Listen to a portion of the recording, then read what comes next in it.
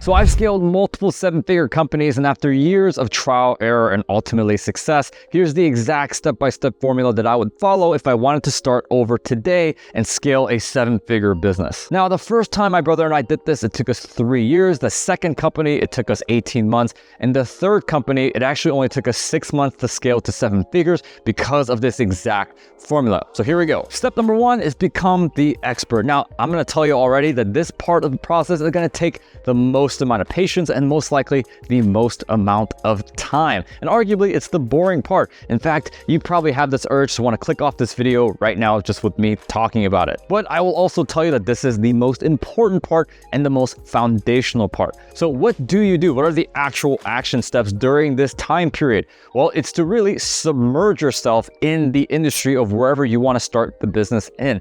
A lot of times, some of the best entrepreneurs I've met have worked in that space as their 9-to-5 jobs for 5-10 years before they started a business in that industry. But if you want to speed up that process because you don't want to work 5 years or 10 years in that industry, there's a lot of books, podcasts you could read, but my personal favorite is to find a mentor in that space, finding somebody who's been there for 15, 20, 30 years, shadowing them, hanging out with them, and downloading all the stories and information that they learned over that period of time to be able to figure out the industry as a whole, as opposed to the perspective that you're just going to get from podcasts and reading books. Now, on a side note, here's my favorite thing to ask a mentor, which is, what would you do if you were in my situation and this was my goal? Because there's actually 2 different types of advice that you're going to receive, period. One is called content-oriented advice, which anybody can give you. As long as they read a book or listen to a podcast, people are just gonna give advice. And we all know those people that just give advice without you asking for it.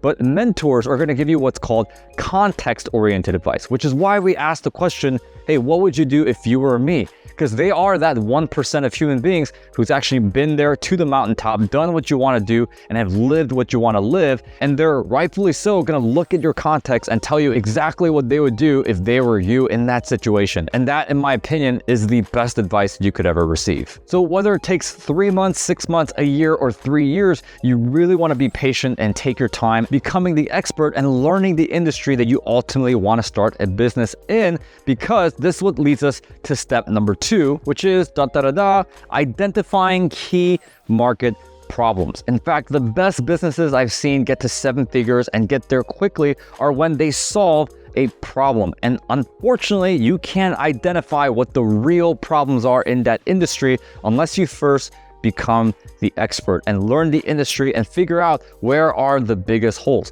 If you give me a list of all the best companies that have been around the last 50 to 100 years, I guarantee you, I can tell you, hey, like these are the problems that they solve. Or this is how they got big, by solving this problem that everybody was ticked off about in the first place. Now, how do we do this? Which is the process of identifying the weaknesses in that industry. Well, if you talk to enough people in that industry, eventually you'll start noticing patterns of, I struggle with this or I struggle with that. But at the end of the day, what is a problem? Well, it's something that prevents people from making more money, having more time, or doing things more efficiently. And if you have a problem that even just checks 2 out of the 3 boxes, then it's a worthwhile problem to solve, especially when you're first starting a business. So a great example is one of the companies I have in my portfolio, which is accelerated banking. And the problem that accelerated banking solves is that it reduces the amount of interest that the average homeowner is going to pay to the bank over a lifetime, because there's a huge problem in the space where, number one, people don't even realize the amount of interest that they pay to the bank and how amortization actually works, and how typically the first payment that they make to the bank, 70% of that is going to be interest, which is pure profit to the bank, and only 30% goes towards equity. So my company, Accelerated Banking, helps solve that problem by teaching a strategy where you can actually use a home equity line of credit to reduce the total amount of interest that you're going to pay over the lifetime of that loan. But that company got started because Sam and I, between the ages of 17 and 22, 23 years old, did a lot of studying on financial literacy and how money actually worked, and how skewed and honestly messed up the banking system here in the United States is against the American people. So our company, Accelerated Banking, got started because we identified a key market problem. And by the way, that only happened because for 5 to 6 years, we spent time becoming the expert and actually studying the industry. Now, the third thing that Sam and I had to do when we started Accelerated Banking was step number 3, which is clarify who your ideal clients are, aka who are the people that are struggling with that problem the most, because chances are the people who have the biggest itch or the biggest pain points are the first in line to want to pay for your product or service. And by the way, it's not ideal clients from just a demographic or a geographical position, but most importantly from psychographics, as in, hey, like, we have these ideal clients, which are 40s, 50s, who have a mortgage that they want to be paid off, but people who have the mindset and the belief that they want to get out of debt and also have financial freedom, and they won't be able to obtain it if they're continuing to pay interest, unnecessary interest, to the banking institutions. Now, once we have the most ideal potential clients for us to be able to go after, that actually is what leads us to step number 4, which is establish the most optimal solution. Because obviously, if you're solving a big problem for a specific amount of people, then there's going to be also a specific way that they want that problem solved. So what this is ultimately is identifying the pinnacle or most ideal way scenario for clients to want to get their problem solved. And the most effective way that I've seen this done, and something I've done myself, is to actually conduct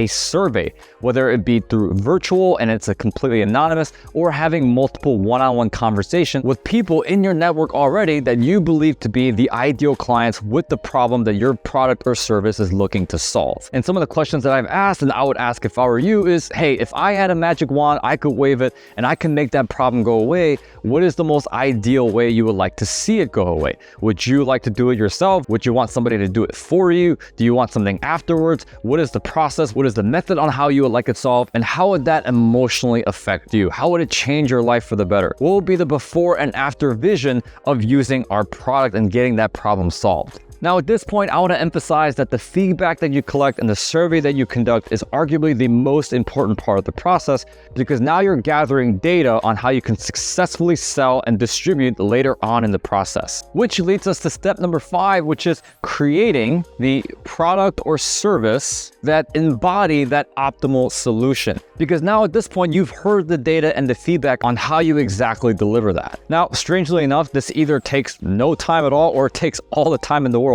Because in scenarios where it takes 0 time, usually with the feedback and the survey that you conduct, the answer becomes pretty clear on what you need to do, or you just simply need to collect more data or more feedback until it becomes obvious. In fact, for one of my businesses, I think I had about 50 to 100 conversations before the solution became really obvious on what I needed to create. Either way, my encouragement to you is be really patient with this portion, because this is either where it's going to live or it's going to die. Now, the good news for you is that this is something that my mentor told me, and this is something that I tell people all the time, is that if you want your business to make $1 million a year, it's really not that complicated. It's usually one avatar, which is what your ideal client is, one distribution channel, and one product or service. If you do one of these 3 things and don't expand and stay disciplined to your one ideal client or one avatar, one product or service, and one distribution channel, then you're going to get there. It will just be a matter of time. And this is what drives us to step number 6. And yes, these words magically appeared on the whiteboard,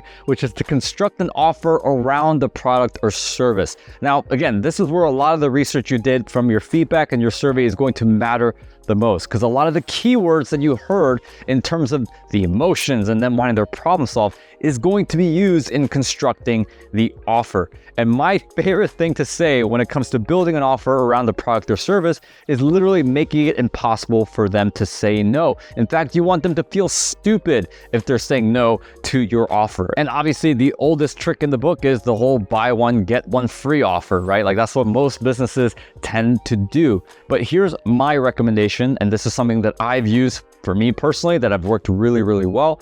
And it's this, and it's creating a scenario where people want to buy as opposed to you needing to sell. And the best way that I've done that is by being very clear on number 1, what exact specific problem that I'm solving for them.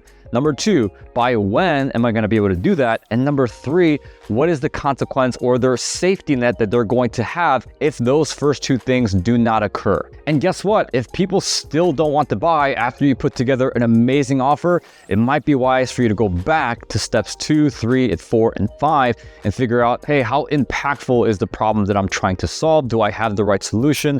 And again, this is why that survey and that data point is extremely important in the process. And last but not least, we have step number 7. And I'm also realizing I didn't write a 6 right here. So there you go. I fixed it. But step 7, last but not least, is picking your most ideal distribution channels. As in, where and how are the most ideal ways for you to be able to distribute that product. So for example, if you have a high-tech widget tech product, well, probably the last thing that you want to do is go door to door. I think my favorite example of identifying the most ideal distribution process is I had a friend of mine and her daughter actually sold cookies outside the medical dispensary. And yes, I'm in Illinois, so medical dispensaries are legal and they are everywhere, it seems like, but she pretty much took her daughter, set up a table outside a medical marijuana dispensary and sold Girl Scout cookies, and boy did she sell out very fast. Like within hours she was out of boxes. But that's a great example of identifying your ideal distribution channels. And when it comes to step number 7, here's the most important question that I would encourage you to ask, which is, at the end of the day, where are all my clients putting their time and attention towards?